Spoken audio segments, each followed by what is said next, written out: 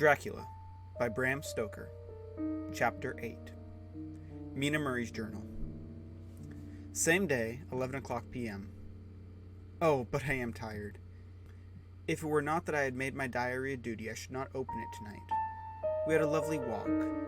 Lucy, after a while, was in gay spirits, owing, I think, to some dear cows who came nosing toward us in a field close to the lighthouse, and frightened the wits out of us.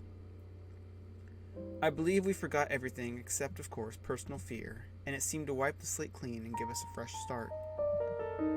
We had a capital severe tea at Robin Hood's Bay in a sweet little old-fashioned inn with a boat window right over the seaweed-covered rocks of the Strand. I believe we should have shocked the new woman with our appetites. Men are more tolerant, bless them. Then we walked home with some, or rather many, stoppages to rest, and with our hearts full of a constant dread of wild bulls. Lucy was really tired, and we intended to creep off to bed as soon as we could. The young curate came in, however, and Mrs. Westerner asked him to stay for supper. Lucy and I both had a fight for it with the dusty miller. I know it was a hard fight on my part, and I am quite heroic. I think that some day the bishops must get together and see about breeding up a new class of curates, who don't take supper, no matter how they may be pressed to, and who will know when girls are tired. Lucy is asleep and breathing softly. She has more color in her cheeks than usual, and looks, oh so sweet. If Mr. Holmwood fell in love with her seeing her only in the drawing-room, I wonder what he would say if he saw her now. Some of the new women writers will some day start an idea that men and women should be allowed to see each other sleep before proposing or accepting. But I suppose the new woman won't concede in future to accept. She will do the proposing herself, and a nice job she will make of it too. There's some consolation in that. I am so happy tonight, because dear Lucy seems better. I really believe she has turned the corner, and that we are over her troubles with dreaming. I should be quite happy if only I knew of Jonathan. God bless and keep him. August 11th, 3 a.m. Diary again. No sleep now, so I may as well write. I am too agitated to sleep. We have had such an adventure, such an agonizing experience. I fell asleep as soon as I had closed my diary. Suddenly I became broad awake and sat up with a horrible sense of fear upon me, and of some feeling of emptiness around me. The room was dark, so I could not see Lucy's bed. I stole across and felt for her. The bed was empty. I lit a match and found that she was not in the room. The door was shut, but not locked, as I had left it. I feared to wake her mother, who had been more than usually ill lately, so I threw on some clothes and got ready to look for her.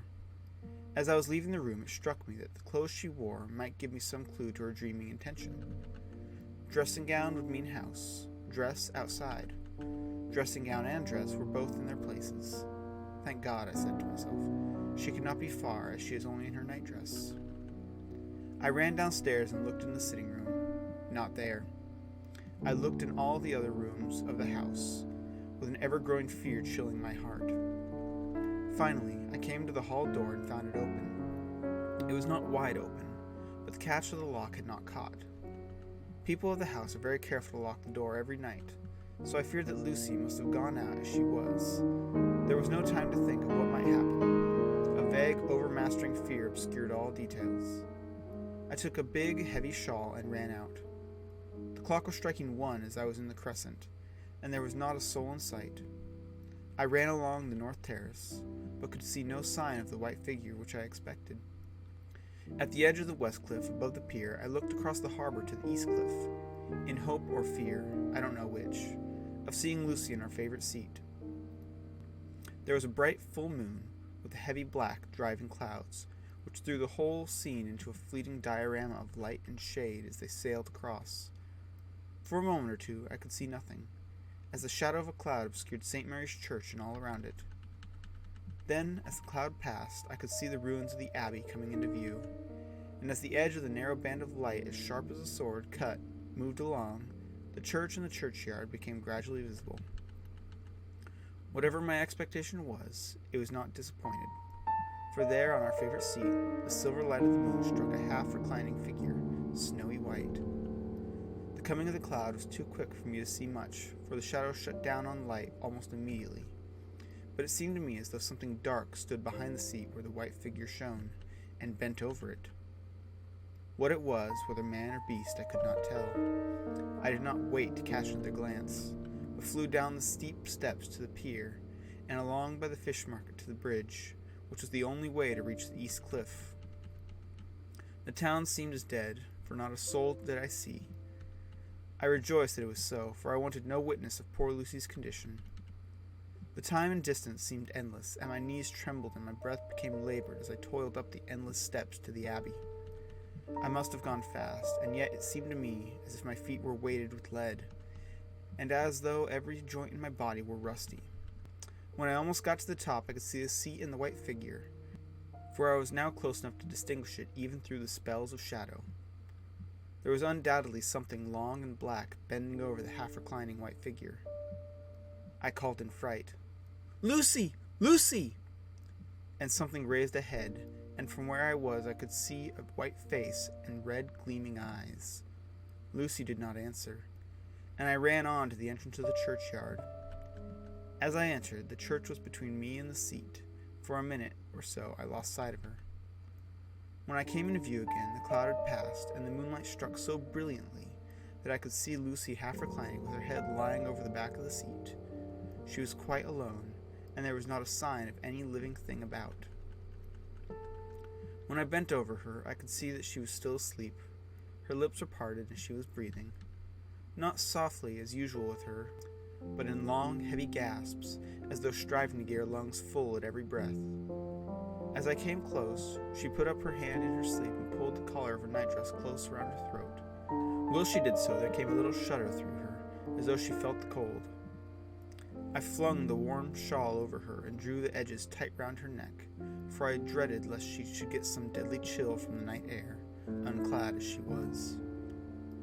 I feared to wake her all at once, so, in order to have my hands free that I might help her, I fastened the shawl at her throat with a big safety pin.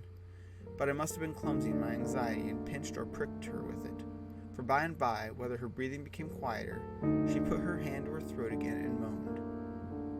When I had her carefully wrapped up, I put my shoes on her feet, and then began very gently to wake her. At first she did not respond, but gradually she became more and more uneasy in her sleep, moaning and sighing occasionally. At last, as time was passing fast, and for many other reasons, I wished to get her home at once. I shook her more forcibly till she finally opened her eyes and awoke. She did not seem surprised to see me, as of course she did not realize all at once where she was. Lucy always wakes prettily, and even at such a time, when her body must have been chilled with cold and her mind somewhat appalled at walking unclad in a churchyard at night, she did not lose her grace. She trembled a little and clung to me. When I told her to come at once with me home, she rose without a word, the obedience of a child. As we passed along, the gravel hurt my feet, and Lucy noticed me wince. She stopped and wanted to insist upon taking my shoes, but I would not. However, when we got to the pathway outside the churchyard where there was a puddle of water remaining from the storm, I daubed my feet with mud, using each foot in turn on the other, so that as we went home, no one, in case we should meet anyone, should notice my bare feet. Fortune favored us, and we got home without meeting a soul. Once we saw a man who seemed not quite sober passing along a street in front of us, but we hid in a door till he had disappeared up an opening such as there are here, steep little closes, or wynds as they call them in Scotland. My heart beat so loudly all the time that sometimes I thought I should faint. I was filled with anxiety about Lucy, not only for her health, lest she should suffer from the exposure, but for her reputation in case the story should get wind. When we got in and had washed our feet, and had said a prayer of thankfulness together, I tucked her into bed. Before falling asleep, she asked, even implored, me not to say a word to anyone, even her mother, about her sleepwalking adventure. I hesitated at first to promise, but on thinking of the state of her mother's health and how the knowledge of such a thing would fret her, and thinking too of how such a story might become distorted, nay, infallibly would, in case it should leak out, I thought it wiser to do so. I hope I did right. I have locked the door, and the key is tied to my wrist, so perhaps I shall not again be disturbed. Lucy is sleeping soundly. The reflex of dawn is high and far over the sea. Same day, noon. All goes well. Lucy slept till I woke her and seemed not to have changed her side. The adventure of the night does not seem to have harmed her. On the contrary, it has benefited her, for she looks better this morning than she has done for weeks. I was sorry to notice that my clumsiness with the safety pin hurt her. Indeed, it might have been serious, for the skin of her throat was pierced. I must have pinched up a little piece of loose skin and have transfixed it, for there are two little red points like pinpricks, and on that band of her nightdress was a drop of blood. When I apologized and was concerned about it, she laughed and petted me and said she did not even feel it. Fortunately, it cannot leave a scar as it is so tiny. Same day, night. We passed a happy day. The air was clear and the sun bright, and there was a cool breeze. We took our lunch to Mulgrave Woods, Mrs. Westerner driving by the road and Lucy and I by the cliff path, and joining her at the gate. I felt a little sad myself, for I could not but feel how absolutely happy it would have been had Jonathan been with me. But there, I must only be patient. In the evening, we strolled in the casino terrace and heard some good music by Spohr and Mackenzie, and went to bed early.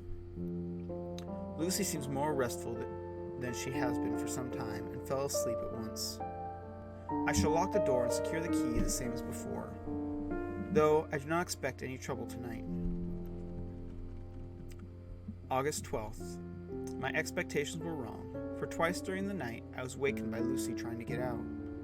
She seemed, even in her sleep, to be a little impatient at finding the door shut, and went back to bed under a sort of protest. I woke with the dawn and heard the birds chirping outside the window. Lucy woke too, and I was glad to see, was even better than on the previous morning. All her old gaiety of manner seemed to have come back, and she came and snuggled in beside me and told me all about Arthur. I told her how anxious I was about Jonathan, and then she tried to comfort me. Well, she succeeded somewhat, for though sympathy can't alter facts, it can make them more bearable. August 13th. Another quiet day, and to bed with the key on my wrist was before. Again, I awoke in the night and found Lucy sitting up in bed, still asleep, pointing to the window. I got up quietly and, pulling aside the blinds, looked out.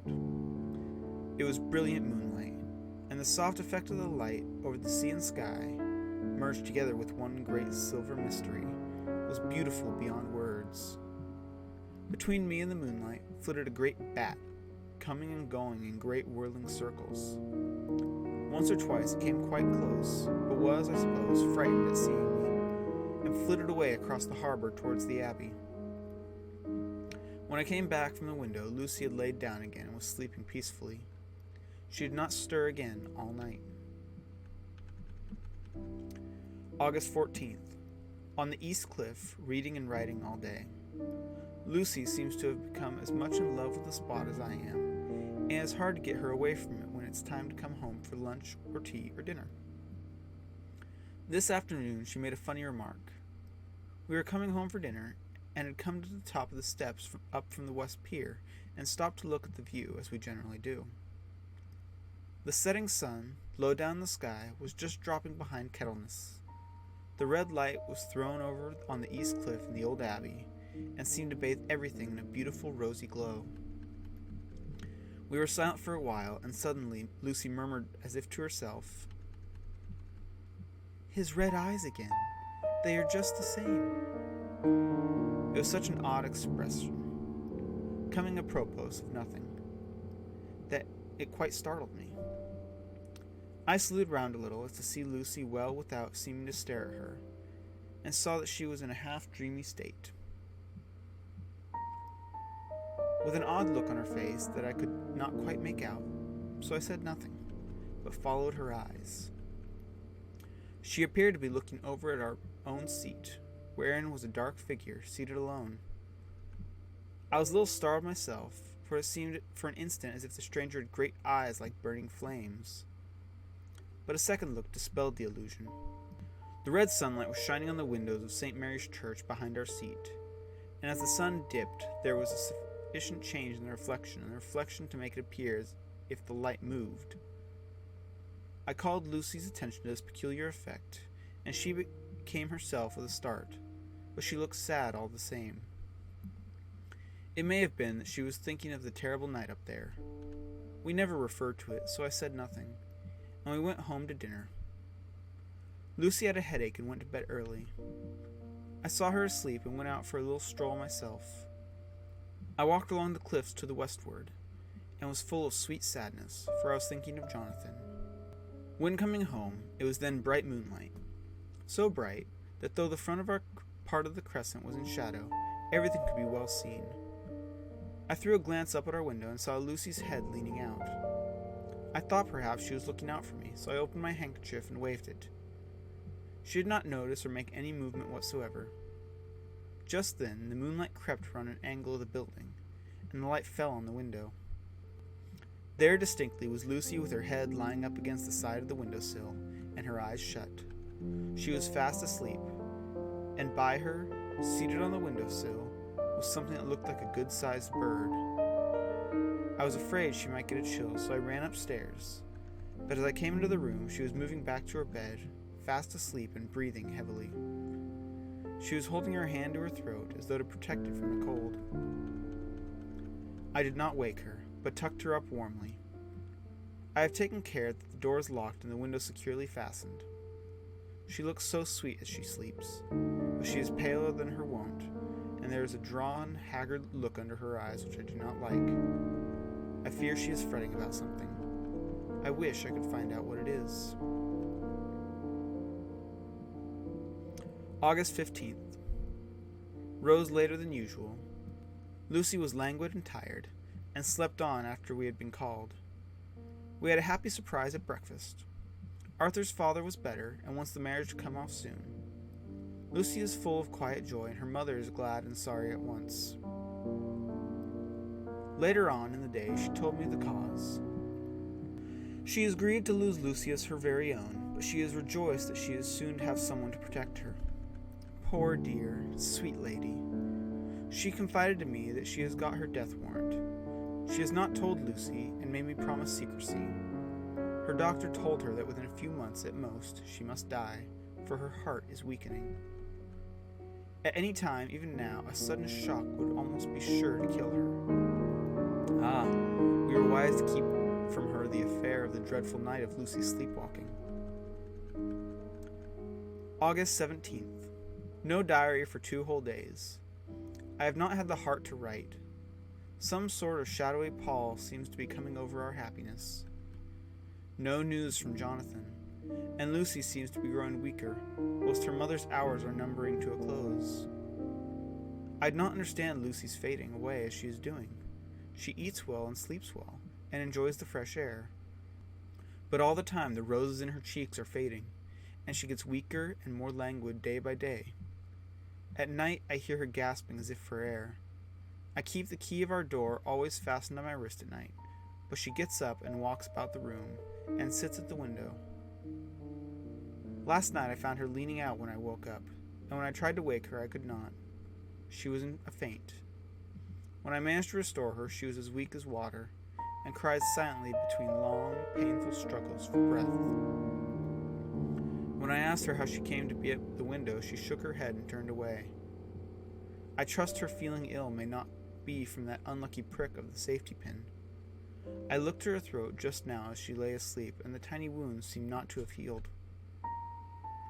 They are still open, and, if anything, larger than before, and the edges of them are faintly white. They are like little white dots with red centers. Unless they heal within a day or two, I shall insist on the doctor seeing about them. Letter. Samuel F. Billington and Son, Solicitors, Whitby, to Messrs. Carter, Patterson, and Co., London, August 17th. Dear Sirs, herewith please receive invoice of goods sent by Great Northern Railway. Same are to be delivered at Carfax, near Purfleet, immediately on receipt at Goods Station, King's Cross. The house is at present empty, but enclosed please find keys, all of which are labeled. You'll please deposit the boxes, 50 in number, which form the consignment, in the partially ruined building forming part of the house and marked A on rough diagram enclosed. Your agent will easily recognize the locality, as it is the ancient chapel of the mansion. The goods leave by the train at 9:30 tonight, and will be due at King's Cross at 4:30 tomorrow afternoon. As our client wishes the delivery made as soon as possible, we shall be obliged by having teams ready at King's Cross at the time named, and forthwith conveying the goods to destination. In order to obviate any delays possible through any routine requirements as to payment in your departments, we enclose check herewith for £10, receipt of which please acknowledge. Should the charge be less than this amount, you can return balance. If greater, we shall at once send check for difference on hearing from you. You are to leave the keys on coming away from the main hall of the house, where the proprietor may get them on his entering the house by means of his duplicate key. Pray do not take us as exceeding the bounds of business courtesy in pressing you in all ways to use the utmost expedition. We are, dear sirs, faithfully yours, Samuel F. Billington and Son. Letter. Messrs. Carter, Patterson and Company, London, to Messrs. Billington and Son, Whitby, August 21st. We beg to acknowledge £10 received, and to acknowledge check £1.17. 9D amount of overplus, as shown in receipted account herewith. Goods are delivered in exact accordance with instructions, and keys left in parcel in main hall as directed. We are, dear sirs, yours respectfully, Pro Carter, Patterson and Company. Mina Murray's Journal. August 18th. I am happy today, and write sitting on the seat in the churchyard. Lucy is ever so much better. Last night she slept well all night, and did not disturb me once. The roses seem coming back already to her cheeks, though she is still sadly pale and wan-looking. If she were in any way anemic, I could understand it, but she's not. She is in gay spirits and full of life and cheerfulness. All the morbid radiance seems to have passed from her, and that she has just reminded me, as if I needed any reminding of that night, and that it was here, on this very seat, I found her asleep. As she told me, she tapped playfully on the heel of her boot on the stone slab and said, "My poor little feet didn't make much noise then.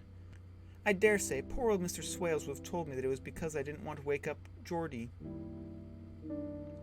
As she was in such a communicative humor, I asked her if she had dreamed at all that night. Before she answered, that sweet puckered look came into her forehead, which Arthur, I call him Arthur from her habit, says he loves. And, indeed, I don't wonder that he does. Then she went on in a half-dreaming kind of way, as if trying to recall it to herself. "I didn't quite dream, but it all seemed to be real. I only wanted to be here in this spot. I don't know why, for I was afraid of something. I don't know what. I remember, though I suppose I was asleep, passing through the streets and over the bridge. A fish leaped as I went by, and I leaned over to look at it, and I heard a lot of dogs howling. The whole town seemed as if it must have been full of dogs all howling at once, as I went up the steps. Then I had a vague memory of something long and dark with red eyes, just as we saw in the sunset, and something very sweet and very bitter all around me at once. And then I seemed sinking in a deep green water, and there was a singing in my ears, as I have heard there is to drowning men. And then everything seemed passing away from me. My soul seemed to go out from my body and float about the air. I seemed to remember that once the West Lighthouse was right under me, and then there was a sort of agonizing feeling, as if I were in an earthquake, and I came back and found you shaking my body. I saw you do it before I felt you." Then she began to laugh. It seemed a little uncanny to me, and I listened to her breathlessly. I did not quite like it, and thought it was better not to keep her mind on the subject, so we drifted on to other subjects. And Lucy was like her old self again. When we got home, the fresh breeze had braced her up, and her pale cheeks were really more rosy. Her mother rejoiced when she saw her, and we all spent a very happy evening together. August 19th. Joy, joy, joy, although not all joy. At last, news of Jonathan. The dear fellow has been ill, and that is why he did not write. I'm not afraid to think it or say it, now that I know. Mr. Hawkins sent me on the letter, and wrote himself, oh so kindly. I am to leave in the morning and go over to Jonathan, and to help to nurse him if necessary, and to bring him home. Mr. Hawkins says it would not be a bad thing if we were to be married out there. I have cried over the good sister's letter, till I can feel it wet against my bosom, where it lies. It is of Jonathan, and must be next my heart, for he is in my heart. My journey is all mapped out, and my luggage ready. I am only taking one change of dress. Lucy will bring my trunk to London, and keep it till I send for it, for it may be that I must write no more. I must keep it to say to Jonathan, my husband. The letter that he has seen and touched must comfort me till we meet. Letter, Sister Agatha, Hospital of St. Joseph and St. Mary, Budapest, to Miss Wilhelmina Murray. August 12th. Dear Madame, I write by desire of Mr. Jonathan Harker, who is himself not strong enough to write, though progressing well, thanks to God and St. Joseph and St. Mary. He has been under our care for nearly 6 weeks, suffering from a violent brain fever.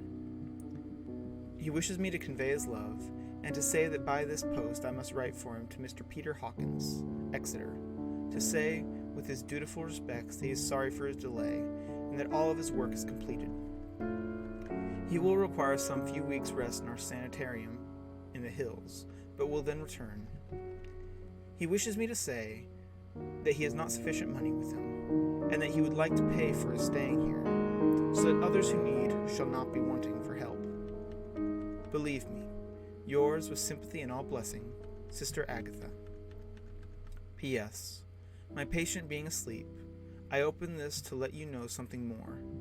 He has told me all about you, and that you are shortly to be his wife. All blessings to you both. He has had some fearful shock, so says our doctor, and in his delirium his ravings have been dreadful, of wolves and poison and blood, of ghosts and demons, and I fear to say of what. Be careful with him always, that there may be nothing to excite him of this kind of long time to come. The traces of such an illness as his do not lightly die away. We should have written long ago, but we knew nothing of his friends, and there was on him nothing that any could understand. He came in the train from Klausenburg, and the guard was told by the station master that he rushed into the station shouting for a ticket for home. Seeing from his violent demeanor that he was English, they gave him a ticket for the furthest station on the way thither that the train reached. Be assured that he is well cared for. He has won all hearts by his sweetness and gentleness. He is truly getting on well, and I have no doubt will in a few weeks be all himself.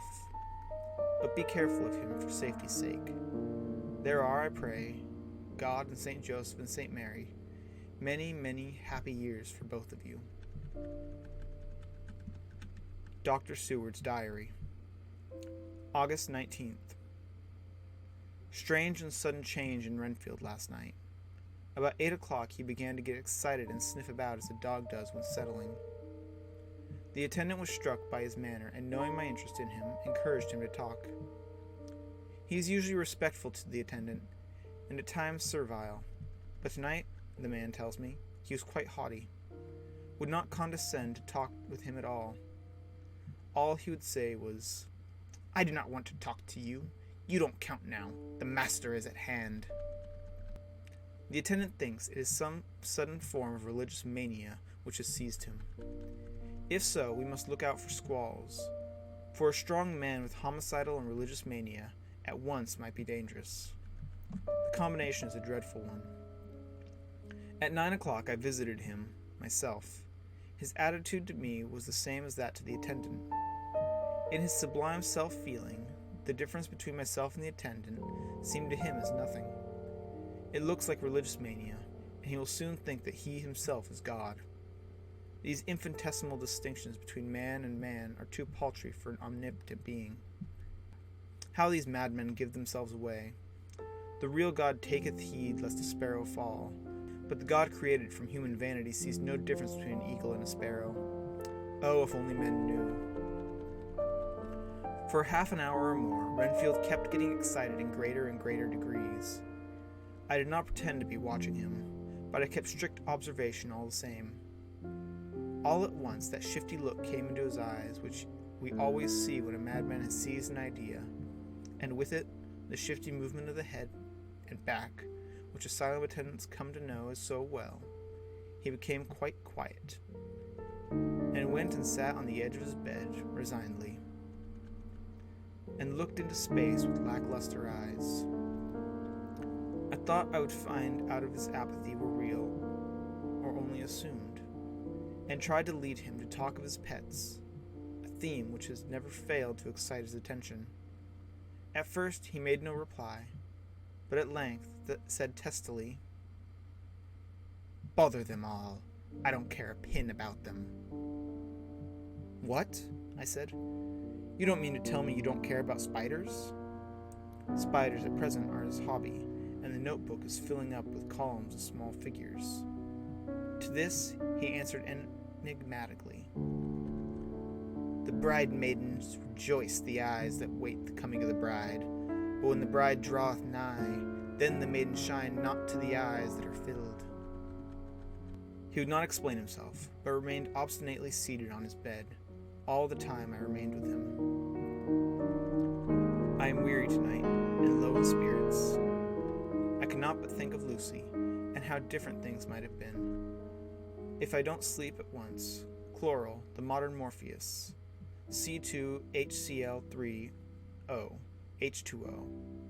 I must be careful not to let it grow into a habit. No, I shall take none tonight. I have thought of Lucy, and I shall not dishonor her by mixing the two. If need be, tonight shall be sleepless. Later. Glad I made the resolution, gladder that I kept to it. I had lain tossing about, and heard the clock strike only twice, when the night watchman came to me, sent up from the ward to say that Renfield had escaped. I threw on my clothes and ran down at once. My patient is too dangerous a person to be roaming about. Those ideas of his might work out dangerously with strangers. The attendant was waiting for me. He said he had seen him not 10 minutes before, seemingly asleep on his bed, when he had looked out through the observation trap from the door. His attention was called by the sound of the window being wrenched out.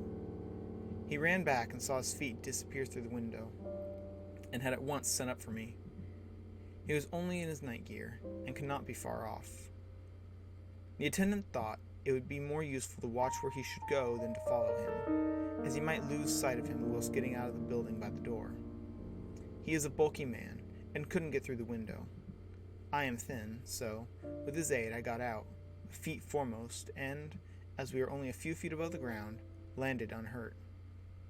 The attendant told me that the patient had gone to the left, and had taken a straight line, so I ran as quickly as I could. As I got through the belt of trees, I saw a white figure scale the high wall which separates our grounds from those of the deserted house.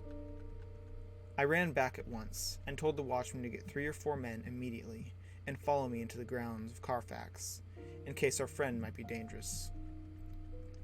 I got a ladder myself, and crossing the wall, dropped down on the other side. I could see Renfield's figure just disappearing behind the angle of the house, so I ran after him. On the far side of the house, I found him pressed close against the old iron-bound oak door of the chapel. He was talking, apparently to someone, but I was afraid to go near enough to hear what he was saying, lest I might frighten him, and he should run off. Chasing an errant swarm of bees is nothing to following a naked lunatic, when the fit of escaping is upon him. After a few minutes, however, I could see that he did not take note of anything around him, so I ventured to draw nearer to him. The more so as my men had now crossed the wall and were closing in on him. I heard him say, "I am here to do your bidding, master.